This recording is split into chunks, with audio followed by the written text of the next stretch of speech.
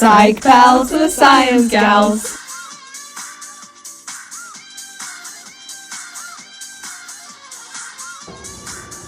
Today we're talking about the brain. The brain controls a lot of important things, even things that we don't know. And things we do know, like our thoughts and feelings. Let's go a little bit more in depth on how the brain works. So that the frontal lobe is in charge of problem solving and decision making. It is in control of things like voluntary movement, expressive language, and even our emotions. Now here is our temporal lobe. Our temporal lobe is what's in charge of all of our senses, like smell, taste, sight, and touch. It also is connected to our memories and our speech because our senses are so in tune with everything else. Wernicke's area is located here. It's responsible for speech production.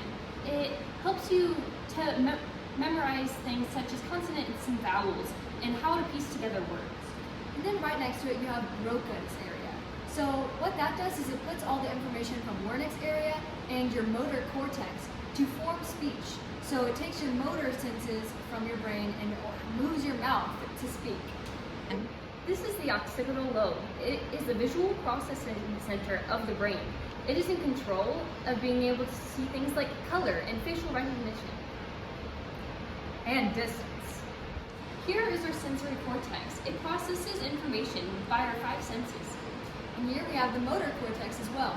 This sends signals to the rest of our body to activate movement. Now we have our parietal lobe. This is important because it processes all of our somatosensory information, things like pain, body temperature, and body position.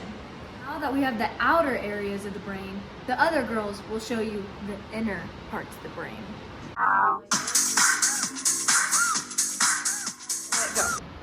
Thanks, gals. Now let's go more in depth about the parts and functions inside the brain. This thing here is the thalamus. It is in charge of motor and sensory signals and sending them to the cerebral cortex. It is known as the train station of the brain because it is the connector between these two things. Pretty cool, right? This here is the medulla. It is the manager of the brain because it controls our automatic processes. We also have the spinal cord, which connects the rest of the body with the brain. There's also the hypothalamus. It is also called the hormone headquarters. It produces hormones like sleep, hunger, and homeostasis hormones that regulate your body. We also have the hippocampus, which is right here. Picture it as the human USB. It regulates in all of our information and memories, and it also helps us with spatial navigation. Isn't science cool? This is the cerebellum. It is also considered the muscle controller because it is in charge of our muscles subconsciously and consciously. We also have the reticular formation. It can also be called the coordinator. It focuses on arousal and pain sensation.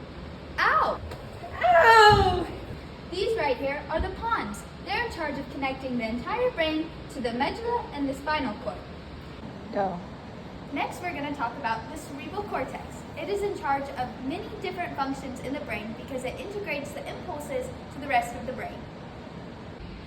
This whole thing is the limbic system. It is made up of many parts we have already talked about, including the hypothalamus, the thalamus, the amygdala, and the hippocampus. This here is the amygdala. It is also considered the emotional epicenter of the brain. It is considered this because it is in charge of our emotions and it links our emotions to multiple different parts of the brain. It is also a major contributor in mental illness. We also have the pituitary gland, which is called the master gland. It's in charge of releasing a variety of hormones. Science rocks! And we also have the corpus callosum, which is the bridge between the two sides of the brain. Go. We also have the brainstem, which includes the spinal cord, the pons, and the medulla. Bruh. Right here.